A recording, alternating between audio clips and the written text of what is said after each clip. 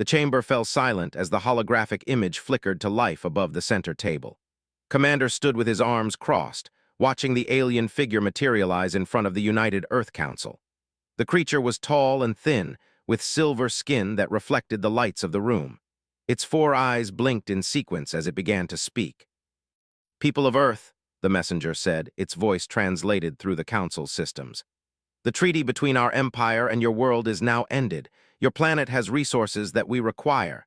You will surrender within 10 standard cycles, or we will take what we need by force. This is not a negotiation. This is a declaration of war." The hologram disappeared, leaving only the quiet hum of the Council chamber's systems. Looked around the room at the other representatives. Nobody spoke. Nobody looked worried. In fact, several Council members were smiling. Ambassador Lisa Campbell rose from her seat. She was a woman in her 50s with gray hair pulled back in a simple style. Her face showed no fear as she addressed the Council. "Well," she said calmly, "that saves us a lot of paperwork." A few people in the room actually laughed. The junior diplomats from other nations looked confused. They did not understand why their leaders seemed so relaxed. One young aide raised his hand nervously. "Ambassador Campbell," he said, "should we not be preparing emergency evacuations? The Empire controls half the galaxy. They have weapons that can destroy planets." Lisa smiled at him. "Tell me, have you studied the Treaty of Silence?" The young man nodded. "Yes, ma'am. It was signed in 2024, over 6,000 years ago. They forced us to stop all military expansion into space. We were limited to our solar system and forbidden from developing certain technologies. They said humans were too dangerous and aggressive." "That's correct," Lisa said. She walked toward the large window that showed Earth below, blue and green and beautiful. "And what did humanity do in response?" "We accepted the treaty," the aide answered. "We had no choice. They had the power to wipe us out completely." Finally spoke, his voice was deep and steady. "We appeared to accept the treaty. That's not the same thing." Admiral Jacob Pierce stood up from his chair. He was an older man with white hair and dark skin, wearing the uniform of the Earth Defense Force. His uniform looked simple and plain, nothing like a military force ready for war. That was intentional. 6,000 years, Jacob said. "Do you know what humans can accomplish in 6,000 years when we work together toward a single goal?" The young aide shook his head. Dr. Helen Wright, the Council's head, pulled up another hologram. This one showed a timeline stretching back thousands of years. "Let me give you some history," she said. "When they arrived in 2024, humanity was divided. We fought among ourselves. We wasted resources on conflicts between nations. We were aggressive, yes, but we were also chaotic." She touched the hologram and it shifted to show images of massive underground structures.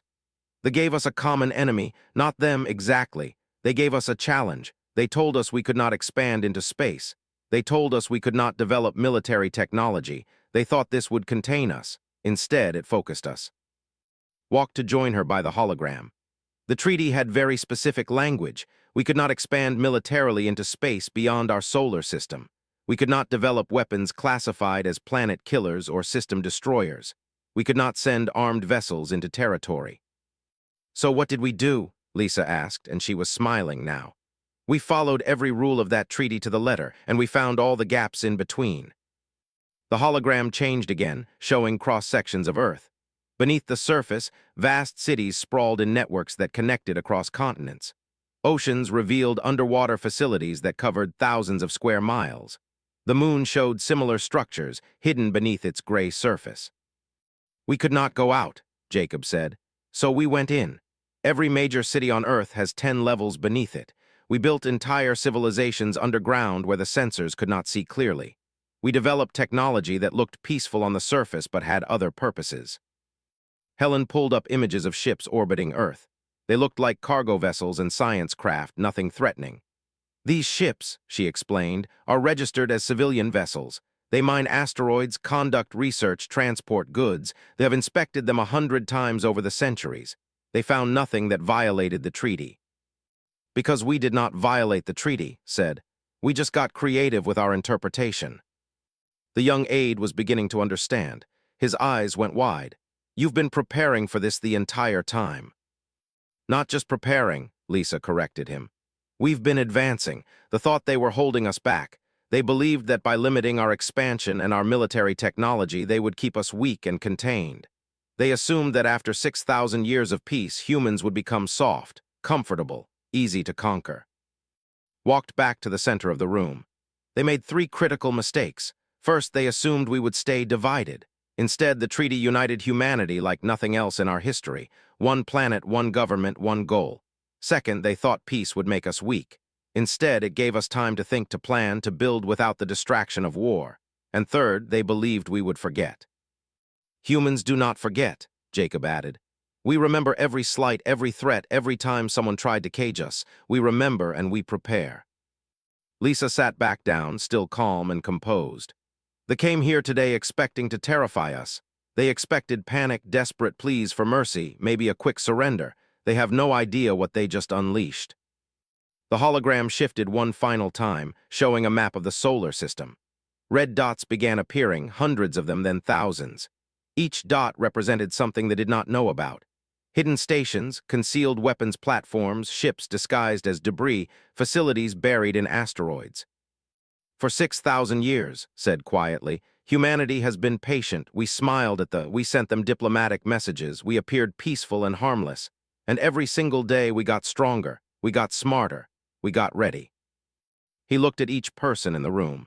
The declared war today, they think they are the hunters and we are the prey. They think their advanced technology and their massive fleet will crush us in a matter of weeks. They think we are still the same divided, aggressive species they met 6 ago. Lisa stood again and walked to the window. She placed her hand against the glass, looking down at the planet that had been contained for so long. They're right about one thing, we are aggressive, but now that aggression has direction, now it has purpose, now it has 6,000 years of pent-up energy behind it. Admiral Pierce pulled up a communication channel. All defense stations, this is Admiral Pierce. Authorization code, Omega-77, activate all hidden systems, release containment protocols, begin preparation sequence. Across the solar system, things began to change. Asteroids split open to reveal weapons platforms. The moon's surface shifted as massive doors unlocked. Ships that had floated dormant for centuries suddenly came online. Earth's orbital stations transformed from peaceful research facilities into fortified battle positions. Allowed himself a small smile. They wanted a war. After 6,000 years, humanity is finally free to give them one, and we're going to show them exactly what 6 of human ingenuity looks like when it's no longer restrained. The council members stood and saluted.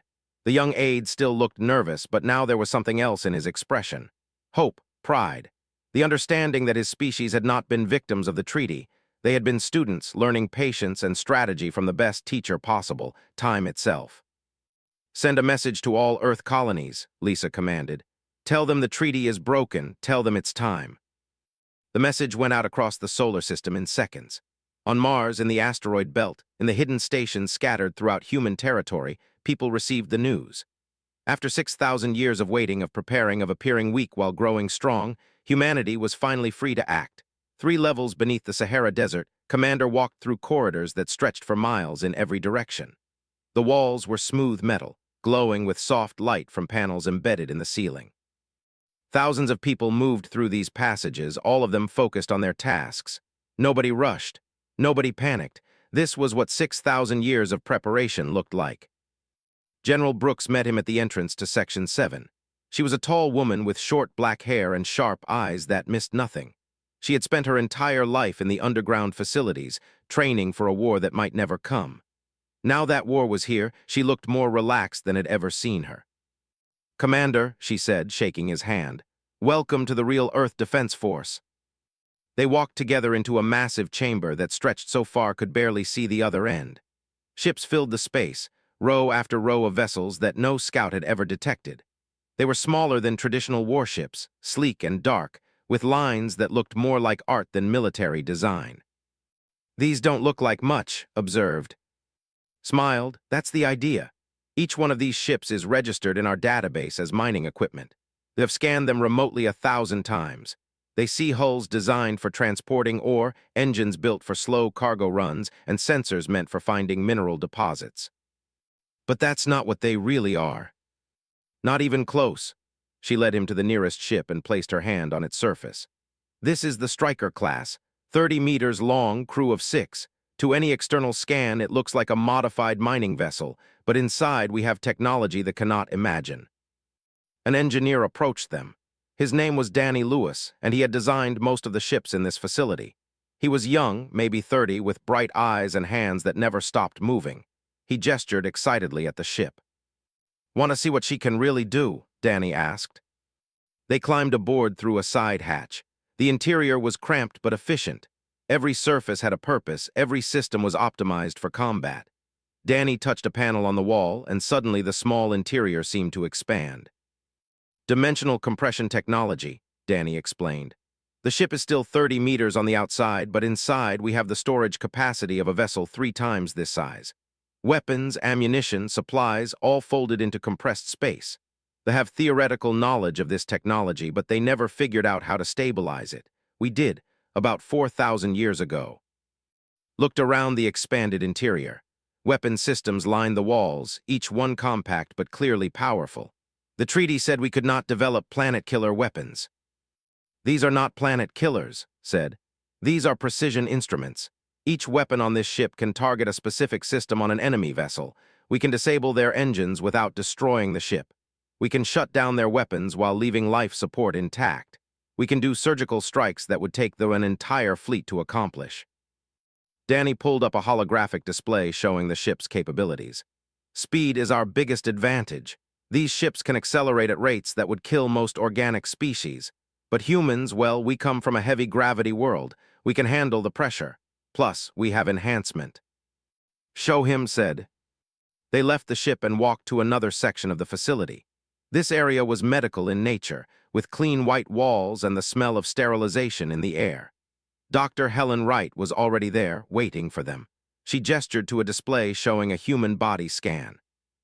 "Every person on Earth has been enhanced," Helen said without preamble. "It took us 3,000 years to perfect the process, but we did it. In the bloodstream, genetic optimization, neural improvements. Nothing that changes who we are, but everything that makes us better at surviving." "How much better?" asked. "A standard human can now survive in vacuum for up to 30 minutes without a suit. Our bones are denser, our muscles more efficient, our healing factor accelerated. We can see better, hear better, react faster. And all of it looks completely natural to any medical scan that might perform." Took over the explanation. "Our soldiers train from childhood, not in violence but in discipline, strategy, adaptation. Every human knows how to fight if needed, but more importantly, every human knows how to think tactically. They believe their warrior caste makes them superior. They do not understand that we turned our entire species into a warrior species."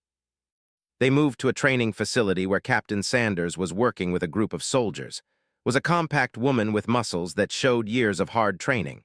She moved like water, fluid and precise. When she saw, she called a break and jogged over. "Commander," she said, "good timing. We were just running through zero-gravity combat scenarios." Watched as the soldiers resumed their exercise. They moved through a chamber with no gravity, spinning and striking and coordinating in ways that looked almost like a dance. Their movements were too fast, too precise for normal human capability. "Enhanced reflexes," explained, "combined with a lifetime of training. Our people can fight in any environment, zero-G, high-G, underwater, in toxic atmospheres, even in open space if needed. They have specialized troops for each environment. We have one species that can handle them all." Led to one final area. This section was quiet, almost peaceful. Computer systems hummed softly, and scientists worked at terminals, their faces illuminated by screens filled with data. "This is where the real war was fought," said.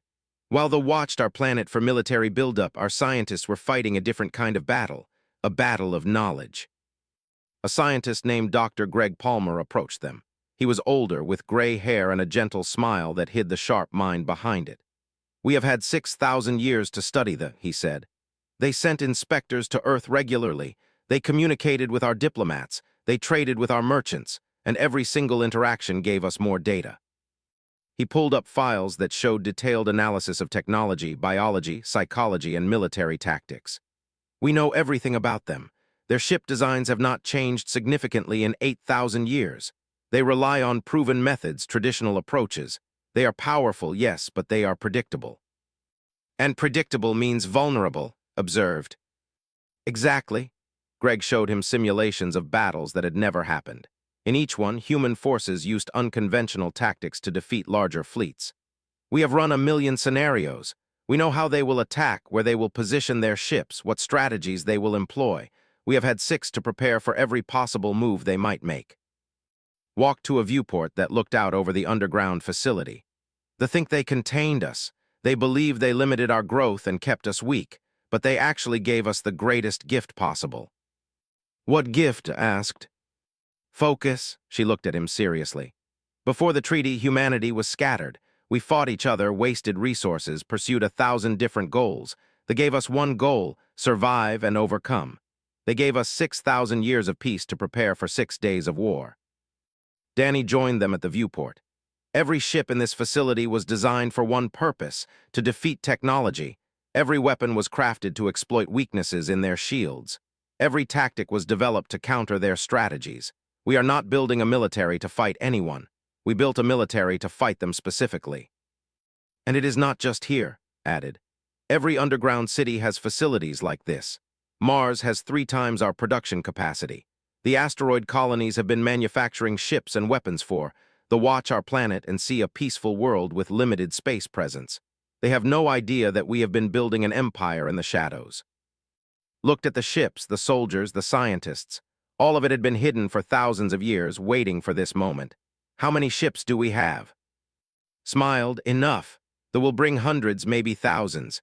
They will expect overwhelming force to crush our resistance quickly.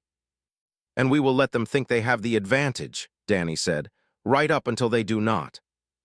Helen Wright approached the group, having finished her work in the medical bay. They made one critical error in their assumptions about humanity. They believed that peace makes a species soft. They thought that without constant warfare, we would lose our edge, forget how to fight, become dependent on comfort and safety. But that is not how humans work, said, understanding fully now. No, Helen shook her head. Humans at war are dangerous, but humans at peace with time to think, to plan, to build without distraction, we are terrifying. They gave us 6,000 years to become something they cannot comprehend. Checked her communicator. The fleet is already moving toward our system. Intelligence suggests they are sending 500 warships. They consider it massive overkill for a species that appears to have no military. 500 ships, repeated. They think it is enough. They think we will surrender the moment we see their fleet. They cannot imagine that we have been waiting for this, preparing for this, hopping for this. Looked at each of them. Why hopping? Danny answered. Because the treaty kept us locked in our system. We could not expand, could not explore, could not take our place among the stars. The declaration of war releases us from that treaty. It gives us legal justification for everything we are about to do. They think they are conquering us, said. They do not realize they are setting us free. Placed her hand on shoulder. The fleet will arrive in 72 hours. They will see Earth, peaceful and beautiful. They will see our civilian ships and our quiet planet. They will prepare to issue one final ultimatum, expecting us to beg for mercy. And instead, asked. Instead, said with a fierce smile, they will learn what humanity has become. They will discover that the species they caged for 6,000 years has been waiting patiently for the cage door to open. And when it does, when we step out into the galaxy again, we will not be the same species they locked away. They stood together, looking at the ships that would carry humanity back to the stars. The thought they were coming to conquer a weak and peaceful species. They had no idea they were about to face 6,000 years of human ingenuity, determination, and carefully controlled rage. The fleet emerged from faster-than-light travel at the edge of Earth's solar system. 500 warships materialized in perfect formation, their hulls gleaming silver against the darkness of space. Each vessel was massive, designed to intimidate as much as to destroy. Admiral Orr stood on the bridge of the flagship, his 4 eyes scanning the display screens with satisfaction. The human system appears quiet, his tactical officer reported. We detect minimal military presence, a few orbital stations, some civilian vessels, nothing that poses a threat to our fleet. Or made a sound of approval. As expected, 6,000 years of peace have made them soft. They likely do not even remember how to fight. Helm, set course for Earth. Standard approach. Let them see us coming. Let them feel fear. The fleet moved forward. a wall of firepower advancing on the small blue planet at the center of the system. On Earth, Admiral Jacob Pierce watched the enemy approach from the command center buried beneath the Pacific Ocean. Around him, hundreds of officers monitored screens and coordinated responses. Everyone was calm, focused, ready. "Enemy fleet entering Neptune orbit," a sensor operator announced. "Holding formation, speed standard, they are not attempting stealth." "Why would they?" Jacob said quietly. "They think we are helpless. Lieutenant Torres, status of our forces." Lieutenant Torres looked up from her tactical display. She was young but had trained for this moment her entire life. Her fingers moved across the controls with practiced ease. "All hidden platforms are online and ready. Our ships are in position. The moon batteries are charged. Earth's orbital defense grid is active but still in stealth mode." "Good, let them get closer. Let them think they have already won." Captain Foster commanded the Valiant, one of the new Striker-class ships hidden in the asteroid belt. His crew of 6 sat at their stations, watching the fleet advance. Nobody spoke. They had run this simulation 1,000 times, but now it was real. "Captain," his pilot said, "the enemy will reach weapons range in 20 minutes. Nodded, maintain stealth. Wait for the signal. Remember, we are not trying to destroy them. We are trying to teach them." The fleet continued forward, passing Mars without incident, or grew more confident with each passing hour. The intelligence reports had been correct. Earth had no significant military force. This would be over quickly. "Open a channel to Earth," he commanded. "Let us give them one chance to surrender." The communication system activated, and Or's image was broadcast to every screen on Earth. He spoke in the common galactic language, his tone formal and cold. "Humans of Earth, you see our fleet. You understand that resistance is futile. Surrender now and your deaths will be quick. Resist and we will burn your planet until nothing remains. You have 1 standard hour to respond." The channel closed, or sat back satisfied. In 1 hour, the humans would beg for mercy and the conquest would proceed smoothly. On Earth, Ambassador Lisa Campbell appeared on screens across the planet, responding to the message. She looked calm, almost amused. "Admiral Orr, we have received your ultimatum. Here is our response, no." She paused, letting that single word hang in the air. "You came to our system expecting to find a weak species.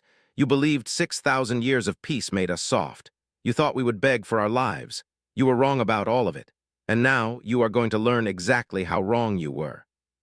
Or stared at the screen in disbelief. Did she just refuse us? Does she not understand what our fleet can do? His tactical officer looked confused as well. "Sir, sensors are detecting unusual activity around Earth. Multiple contacts are appearing, but they are not matching any known human ship signatures." "Impossible," Or snapped. "Their entire fleet consists of mining vessels and transport ships. They have nothing that could threaten us." "Sir, the contacts are increasing. Hundreds of them. They are appearing from everywhere." Jacob Pierce pressed a button on his command console. "All forces, this is Admiral Pierce. Execute defensive plan Omega. Show them what we built." Across the solar system, things began to change. The asteroids that the fleet had passed suddenly split open. Hidden doors revealed weapons platforms that had been disguised as space rocks for centuries. The moon's surface shifted as massive hatches unlocked, and launch bays that had been invisible moments before suddenly opened to release ships by the dozens. Earth's orbital stations transformed before the eyes. What had appeared to be civilian research facilities unfolded like deadly flowers, revealing armor plating and weapon batteries.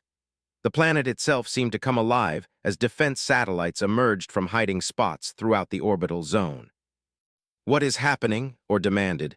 "Where did all of this come from?" Captain Foster received the signal and smiled. "All right, everyone, time to introduce ourselves. Helm, bring us out of stealth. Weapons, power up all systems. Comm, broadcast on all frequencies." The Valiant appeared from behind an asteroid, followed by 50 more Striker-class ships. Then 100 more emerged from different hiding spots. Then 500. Then 1,000. Small, fast, deadly vessels surrounded the fleet from every direction. "Attention fleet," broadcast. "This is Captain Foster of the Earth Defense Force. You are surrounded. Power down your weapons and prepare to be escorted out of our system. This is your only warning." Or stared at the tactical display in shock. Thousands of human ships had appeared from nowhere. His fleet was suddenly outnumbered 5 to 1. "How? Our intelligence said they had no military capability. Your intelligence was wrong, his tactical officer said quietly. No matter, or straightened in his command chair. They are small ships, mining vessels with weapons attached. Our warships are superior. All ships open fire, destroy everything. The fleet unleashed a massive barrage. Thousands of energy weapons fired simultaneously, filling space with deadly light. The beams struck human ships, orbital platforms, and defense satellites. And nothing happened. Lieutenant Torres watched her display as the enemy weapons hit their targets. All ships reporting shields holding at 98%. Enemy weapons are ineffective. Jacob nodded. As expected, their technology has not advanced in 8,000 years. Our shields are designed specifically to counter their weapons. You may return fire, precision strikes only. Disable, do not destroy. The human ships responded. Their weapons were different from this. Instead of massive energy beams, they fired focused pulses that struck with surgical accuracy. A warship suddenly went dark as its engines shut down. Another lost its weapon systems. A third found its shields failing, but its hull remained intact. Or watched in horror as ship after ship in his fleet went offline. They were not being destroyed, which somehow made it worse. The humans were toying with them, showing they could disable any system they chose. How are they doing this? He shouted. Their weapons should not be able to penetrate our shields. Captain Foster guided the Valiant through the formation. His ship moved at speeds that should have been impossible, dodging return fire with ease. His weapons officer, a young woman named Kate Spencer, targeted enemy vessels with calm precision. Target their engine cores, ordered. 3-second bursts, let's shut them down gently. Kate fired and a cruiser lost power. It did not explode. It did not burn. It simply stopped, floating dead in space with its crew unharmed. Another one disabled, Captain. That is 20 for us so far. Good work, move to the next target. The battle, if it could be called that, lasted 3 hours. The fleet fired everything they had, but their weapons could not damage the human shields. Human weapons, meanwhile, picked apart the enemy fleet with terrifying precision. Ships were disabled but not destroyed. Crews were left alive but helpless. Jacob Pierce watched the engagement with satisfaction. Broadcast a message to all disabled vessels. Tell them we will provide life support and rescue ships. Make it clear we do not want to kill them. Sent the message. On dozens of ships, crews received word that the humans were sending aid. Confusion spread through the fleet. This was not how war was supposed to work. The enemy was supposed to destroy you or force your surrender. They were not supposed to disable your ship and then offer medical assistance. Or stood on his bridge, watching his fleet fall apart around him. More than 300 of his 500 ships were now floating dead in space. The rest were retreating, trying to regroup, but the human vessels pursued them with casual ease. Sir, we must withdraw, his tactical officer urged. We are defeated. Our weapons cannot harm them, but they can disable us at will. No, or refuse to accept it. We are the Empire. We have conquered 100 worlds. We cannot be defeated by humans. A new voice came over the communication channel. Commander appeared on the screen, his face calm and serious. Admiral Orr, this is Commander of the United Earth Council. Your fleet is beaten. 300 of your ships are disabled. The rest will suffer the same fate if you do not retreat. Leave our system now, and we will release your disabled vessels once you are gone. Continue fighting, and we will disable every ship you have, including your flagship. Orr's pride warred with his survival instinct. You dare threaten me? I command the greatest fleet in this sector. You commanded it, corrected. Now you command 300 disabled ships and 200 vessels that are about to join them. Your weapons cannot touch us. Our shields were designed specifically to counter your technology. You cannot win this fight. Accept that and leave with what remains of your dignity. If we retreat, the Empire will know we were defeated by an inferior species. His expression did not change. We are not inferior. That is the lesson you need to learn. You thought 6,000 years of peace made us weak. Instead, it gave us time to surpass you. The choice is simple. Retreat now and report what you found, or stay here and watch your entire fleet get dismantled.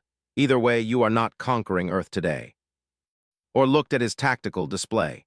The situation was hopeless. Every metric showed the humans had complete superiority. His ships were outdated, his weapons ineffective, his tactics countered at every turn. All ships, he said quietly, prepare to withdraw, set course for the nearest Imperial base. maximum speed. The remaining vessels turned and fled, accelerating toward the edge of the system. The human ships did not pursue. They simply watched the enemy leave, their formation perfect, their weapons ready but silent. Jacob Pierce allowed himself a smile. Well done, everyone. That is Phase 1 complete. They came here expecting an easy victory. Instead, they got a demonstration of 6,000 years of human preparation. Now they will go back to their empire and tell them what they found. Will they come back? Asked. Oh, they will come back, Jacob said with certainty. They do not accept defeat easily. The High Council chamber was filled with angry voices. 500 ships had been sent to conquer a primitive world, and only 200 returned intact. The rest had been disabled and left floating in space, their crews rescued by the very species they had tried to conquer. Emperor sat on his throne, his 4 eyes fixed on Admiral Orr, who stood before the council looking defeated. You expect us to believe this? One council member demanded.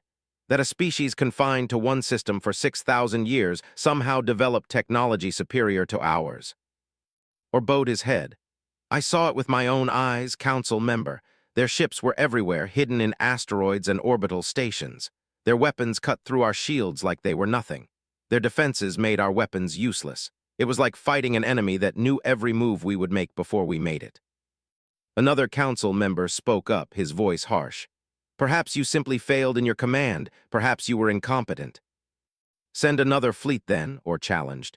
Send your best commanders, your finest ships. You will get the same result. The humans are not what we thought. They are not weak. They are not primitive. They are dangerous.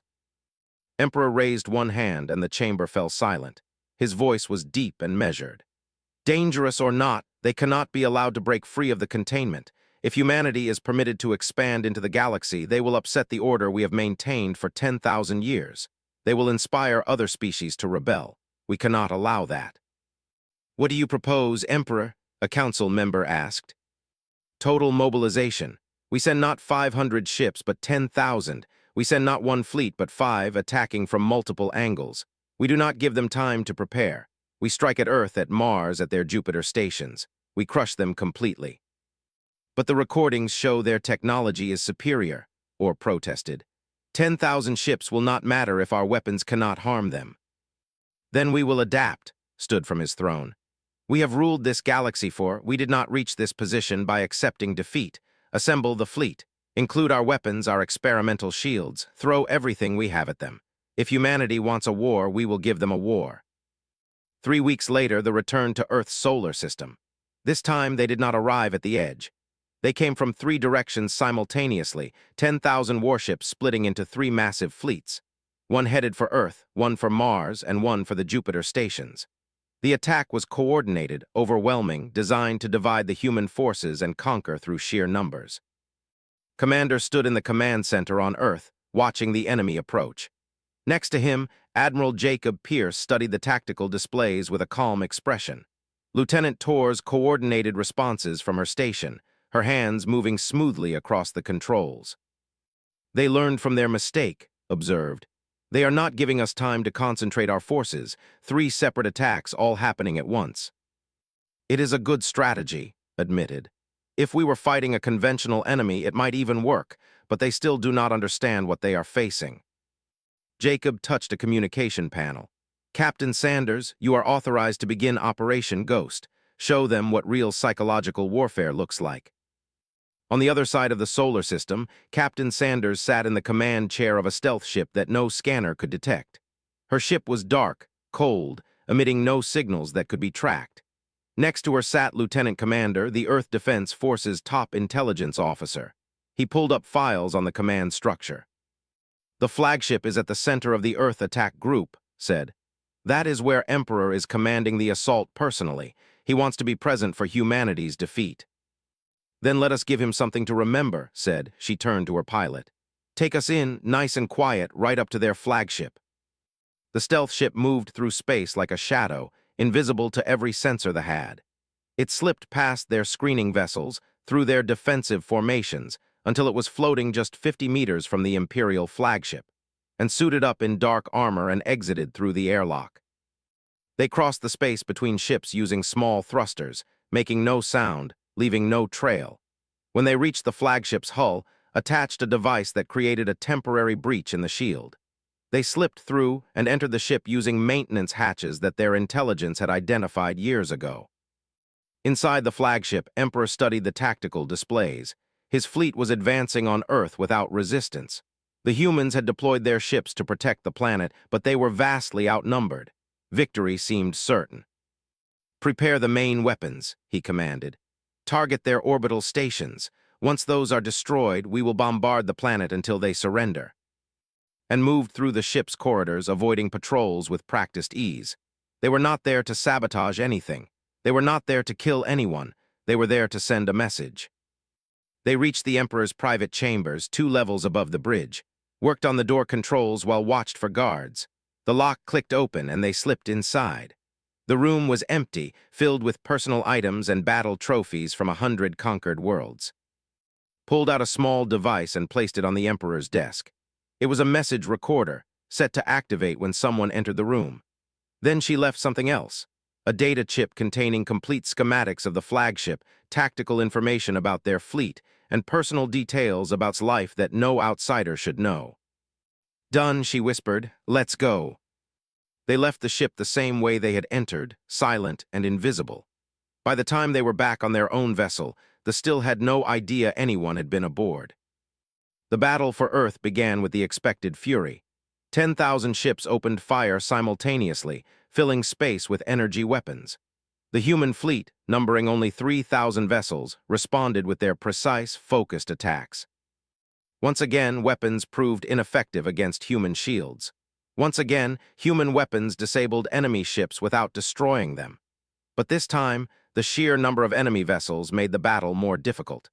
Human ships had to constantly maneuver, avoiding being surrounded, picking their targets carefully. Emperor watched his flagship's crew work efficiently.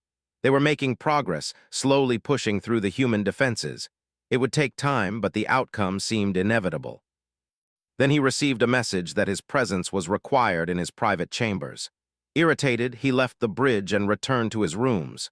When the door opened, he saw the device on his desk immediately. He approached it carefully, and it activated. His face appeared in the hologram. "Emperor, while you have been watching your fleet attack our planet, 2 of our people were aboard your flagship. They walked through your corridors, entered your private chambers, and left this message. They could have sabotaged your systems. They could have killed you in your sleep. They did neither. Why? Because we want you to understand something important." The hologram shifted to show the data chip. "On this chip, you will find complete information about your fleet, your ships, your personal history. Information we have been gathering for 6,000 years. We know everything about you, about your empire, about your military. Every weakness, every vulnerable system, every tactical pattern you follow." His face returned. "You cannot win this fight, Emperor. Not because you lack courage or ships or weapons. You cannot win because we have studied you for 60 centuries. We know you better than you know yourselves. This is not a fair fight. This is a demonstration." The hologram ended, stood in his chamber holding the data chip with shaking hands. 2 humans had been on his flagship. 2 humans had walked past all his guards, all his security, all his defenses. They could have killed him. They chose not to. Back in space, the battle continued. But something had changed. Ambassador Lisa Campbell broadcast a message on all frequencies, one that reached not just the fleet, but every listening station in surrounding star systems. "People of the galaxy," she began. "For 6,000 years, the Empire has told you that humanity is dangerous, aggressive, and must be contained. They said we would conquer and destroy if given the chance. But look at what is happening here today. They brought 10,000 ships to our system. They came to conquer us, to take our world by force, and we are defending ourselves." The broadcast showed footage of the battle, ships firing with intent to destroy, human ships firing with precision to disable, crews left alive, even offered medical assistance. The contrast was clear. "We could destroy their fleet," Lisa continued. "Our weapons are superior, our technology is more advanced. We could kill every soldier who came here, but we choose not to. Because despite what they say about us, humanity does not seek conquest. We seek freedom. We seek the right to exist without being caged." On the flagship, Emperor returned to the bridge. His tactical officer looked at him with concern. "Sir, the humans are broadcasting to the entire sector. They are showing the battle. They are making us look like aggressors." "We are aggressors," said quietly. They are defending their home, and they are doing it without unnecessary killing. Sat in the intelligence center on Earth, monitoring communications across the Empire. What he saw made him smile. The human broadcast was reaching controlled worlds, systems where conquered species lived under imperial rule. Those species were watching humanity fight back successfully. They were seeing that the Empire could be resisted. Commander reported, "We are detecting unusual communication traffic in the Empire. Multiple worlds are showing signs of unrest. The subject species are asking questions about why they must obey if even the humans can defeat them." Good said, "That is Phase 3. We are not just defending ourselves. We are showing the entire galaxy that the Empire is not invincible. We are planting seeds." The battle lasted for 12 hours. It was brutal, exhausting, and relentless. Human forces were stretched thin, defending 3 separate locations against overwhelming numbers. Ships were damaged, though few were destroyed. Casualties were light on both sides as humans continued to disable rather than destroy enemy vessels. Finally, Emperor made a decision. "All fleets withdraw, pull back to Imperial space. We need to regroup and reconsider our strategy." The fleet began to retreat, leaving behind hundreds of disabled ships. Jacob Pierce did not order pursuit. Instead, he broadcast a final message to the Emperor. "We will release your disabled ships and their crews at the border of our system. They will not be harmed. They will not be held prisoner. We want you to understand that humanity does not seek to destroy the people. We seek only to live free." In his chamber later, studied the data chip the humans had left. It contained exactly what they said, complete intelligence about his empire gathered over. His entire military strategy was laid out in human analysis. His weaknesses were documented. His failures were noted. And attached to it was a final message from, "We have known how to defeat you for 4,000 years. We have been waiting patiently for you to give us a reason to act. Thank you for declaring war. You have given us the freedom we needed." Sat in the darkness of his chamber, understanding finally what the humans had done. They had turned the treaty into a weapon. They had used 6,000 years of containment to prepare for 6 days of war. And they had won not through destruction, but through demonstration. They had shown the neutral station orbited a dead star on the border between human and space. It had been built specifically for these negotiations, constructed in just 2 weeks by teams from both species working together. The station was simple and functional, with a large central chamber where representatives could meet face to face. Commander stood at the window looking out at the stars. Behind him, Ambassador Lisa Campbell reviewed documents on a data pad. Admiral Jacob Pierce sat at the conference table, his hands folded calmly. They were waiting for the delegation to arrive. "Do you think they will actually negotiate?" Lisa asked. "Or is this just a delay tactic while they prepare another attack?" "They will negotiate," said with certainty. "They do not have a choice. The Empire is falling apart." As if on cue, the station's docking systems activated. A shuttle attached to the port, and moments later, 3 figures entered the chamber. Emperor led them, followed by 2 council members. The Emperor looked tired, older than he had in the holographic broadcasts. His 4 eyes met, and there was no anger there, only resignation. "Commander," said formally, "Ambassador Campbell, Admiral Pierce, thank you for agreeing to meet." "Please sit," Lisa gestured to the chairs arranged around the table. "Would you like refreshments? We have prepared items suitable for your biology." Sat down heavily. "I do not require refreshments. I require answers. How did you do it? How did a species confined to one system for 6,000 years develop technology that surpasses an empire spanning hundreds of worlds?" Took a seat across from the Emperor. "You gave us the time to do it, and more importantly, you gave us the motivation." Dr. Helen Wright entered the chamber carrying several data pads. She had been preparing materials for this meeting for weeks. She placed one in front of and began explaining. "When your empire arrived in 2024, humanity was divided. We had nearly 200 nations, dozens of languages, countless conflicts. We were advanced for our time, but chaotic. We fought among ourselves constantly. You saw that aggression and decided we were too dangerous to be allowed into the galaxy." "That is correct," said. "Your history showed a species prone to violence and conquest. We believed that containing you was the safest option for the galaxy." "And you were probably right," admitted, surprising everyone. "The humanity of 2024 would have been dangerous. We were aggressive, territorial, and not ready to join galactic civilization. But then you gave us 6,000 years to grow up. Lisa pulled up a holographic display showing Earth's history. The treaty did something unexpected. It gave humanity a common purpose. For the first time in our history, we were not fighting each other. We were united against an external limitation. Every human, regardless of nation or culture, agreed on one thing: we wanted to be free. So you prepared for war, said. No, Jacob corrected. We prepared for freedom. There is a difference. We did not spend 6,000 years building weapons and planning conquest. We spent it learning, growing, and becoming something better than we were. Helen continued the explanation. Without the distraction of internal conflict, human scientific progress accelerated dramatically. We had the best minds from every culture working together. Chinese scientists collaborated with European engineers. African innovators shared ideas with American researchers. We became truly united. And we learned patience, added. That was perhaps the most important lesson. Old humanity was impulsive, short-sighted. We wanted immediate results.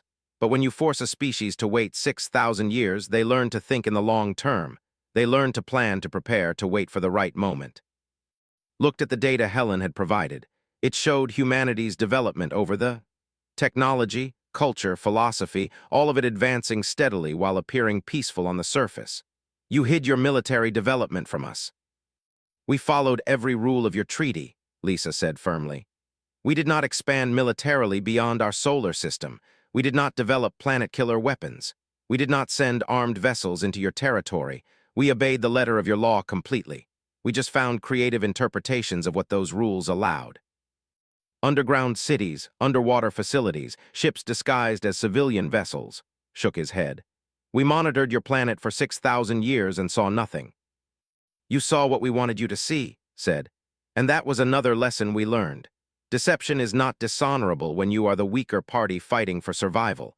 We could not challenge you openly, so we became masters of misdirection. Admiral Jacob Pierce leaned forward. But here is what you need to understand, Emperor. We did not do all of this just to defeat you. We did it to free ourselves, and in the process we became something remarkable. He pulled up new images showing the current state of the Empire. Dozens of subject species were in open rebellion. Worlds that had been conquered centuries ago were declaring independence. The Empire was fragmenting. Your declaration of war released us from the treaty, explained. But it did more than that. It gave us moral authority. You attacked us. We defended ourselves. We showed the galaxy that your empire could be resisted. And every species you have conquered for the last 10,000 years saw that broadcast. We did not incite them to rebel, Lisa added. We did not send agents to stir up dissent. We simply defended our home and let others see that it was possible. Your empire is collapsing because those species chose freedom just as we did. One of the council members spoke up, his voice bitter. So you have destroyed our empire without firing a shot at most of our worlds. You have won without conquest. Was that your plan all along? No, said honestly.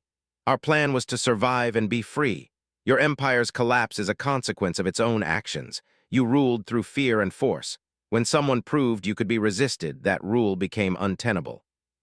Was quiet for a long moment, processing everything. Finally, he spoke. What happens now? Will you conquer our worlds as we tried to conquer yours? Will you build your own empire? No, said the word with absolute certainty. That is not who we are, not anymore.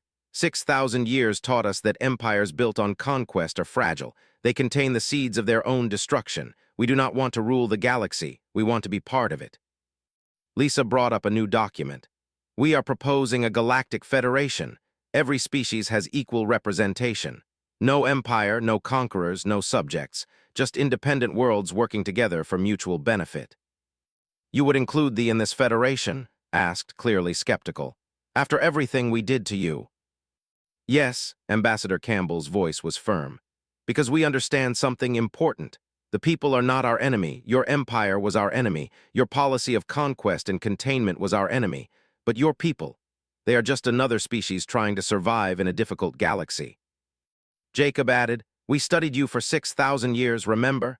We know your culture, your history, your values. They have remarkable qualities. You are organized, disciplined, and capable of amazing achievements. The problem was not your people. It was the system you built. Helen pulled up more data. We also know why you built that system. Your species was nearly destroyed by a war with another power 8,000 years ago. You survived by becoming stronger, more militaristic, more controlling. You conquered to protect yourselves. We understand that fear. Humanity lived in fear of annihilation for 6. So you offer us mercy? His tone was complicated, mixing disbelief with something else. Hope, perhaps. We offer you partnership, corrected. The empire is finished, but the people can be part of something new, something better. A federation where strength comes from cooperation, not domination. Lisa stood and walked to the window. Emperor, can I tell you why humanity welcomed this fight? It was not because we wanted war. It was not because we sought revenge for 6,000 years of containment. We welcomed it because it meant we could finally be free. And once we were free, we could help others find that same freedom. Your declaration of war was the key that unlocked the cage, Admiral Pierce explained. Not just for us, but for dozens of species. You gave us legal justification to act, moral authority to resist, and the opportunity to show the galaxy a different way forward. Stood as well, moving to join Lisa at the window. For 6,000 years we waited, we prepared, we planned, but we never lost sight of what we wanted, not conquest, not revenge. Just the right to exist as free beings among the stars. Your war declaration gave us that right. And now you want to extend that right to others, said, understanding fully now. Yes, including you, turned to face the Emperor directly. The Empire must end, but the people can join the Federation as equals. No dominance, no subjugation, just cooperation. You have knowledge and experience that could benefit everyone. We have technology and new perspectives that could help you. Together, all of us together, we can build something that lasts. One of the council members protested. You ask us to give up 10,000 years of imperial rule, to accept that we are no better than the species we conquered, to become equals with those we once ruled. I ask you to become partners instead of masters, replied. To be part of something greater than any empire, to help build a galaxy where no species needs to live in fear of another. Is that not better than holding on to an empire that is already crumbling? Stood slowly. He walked to the window and looked out at the stars, the same stars his empire had controlled for. You said humanity learned patience during the containment, that you learned to think in the long term. What else did you learn? Dr. Helen Wright answered. We learned that diversity makes us stronger. We learned that cooperation achieves more than domination. We learned that the best victories are those where everyone wins. And most importantly, we learned that true strength is not about how many you can defeat, but about how many you can raise up. We learned, added, that the species we were 6,000 years ago needed to be contained. You were right about that, but the containment changed us. It forced us to evolve, to become better, and now we want to share what we learned. Ambassador Lisa Campbell placed a formal document on the table. This is the charter for the Galactic Federation.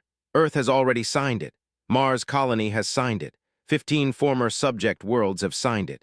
We invite the people to sign it as well, not as conquerors or conquered, but as equals. Returned to the table, he picked up the document and read through it slowly. His 4 eyes moved over the text, taking in every detail. Finally, he looked up at the humans. You understand that many of my people will resist this. They will see it as surrender, as the end of our greatness. It is not the end of your greatness, said gently. It is the beginning of a different kind of greatness, the greatness of cooperation instead of conquest, of building instead of taking, of raising others up instead of holding them down. Why do you trust us? Asked. We tried to destroy you. We kept you caged for 6,000 years. Why offer us this opportunity? Jacob Pierce answered. Because 6,000 years taught us something else too. Revenge is empty. Punishment is temporary. But transformation, real change in how species relate to each other, that is permanent. We do not want to punish you. We want to work with you to build something new. Looked at each human in turn. Calm and steady, a warrior who preferred peace. Lisa Campbell, diplomatic and wise, who saw the bigger picture. Jacob Pierce, strong and measured, who understood that true victory was more than winning battles. Helen Wright, brilliant and patient, who had studied his species for a lifetime.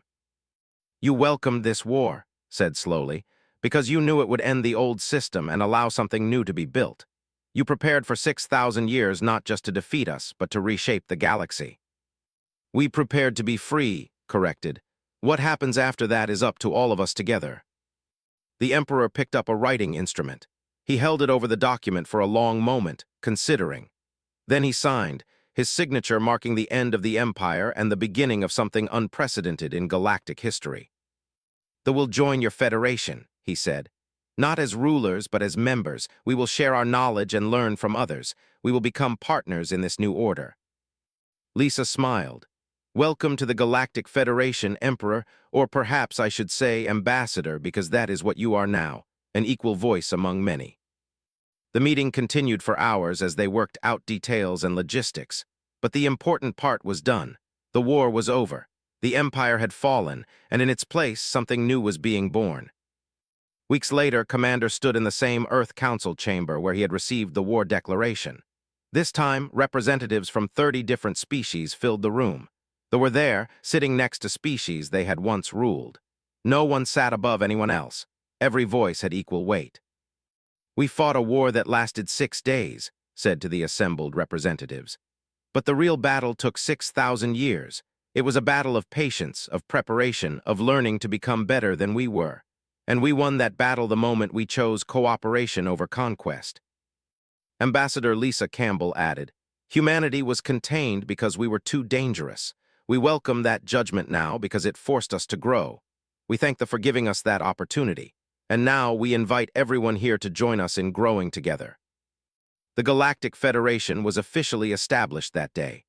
Earth was one member among many, not the leader, not the dominant power, just one voice in a chorus of voices. It was everything humanity had prepared for during those long centuries of containment. As the meeting ended, and representatives from different worlds began talking and sharing ideas, stood with Admiral Jacob Pierce, watching the beginning of a new era. "We welcomed the fight," Jacob said quietly, "because we knew what it would bring, not victory but transformation, not conquest but freedom, not for us alone but for everyone." 6,000 years of preparation," replied, "for 6 days of war, for 600 generations of peace. That is the legacy of patience. That is why we welcome the fight." In the galaxy that the Empire could be beaten, and they had done it without becoming the aggressors the Empire had claimed they were. Next time they will bring their entire military, thousands of ships, their best commanders, their most advanced technology. "And we will be ready," added from his communication screen. "In fact, we are counting on it." The countdown had begun. In 72 hours, they would arrive, and humanity would finally show the galaxy what it meant to underestimate the species from Earth. They had declared war. They thought they were ending humanity's story. Instead, they had just given humans permission to begin writing a new chapter, and this chapter would be written in the stars they had been for so long.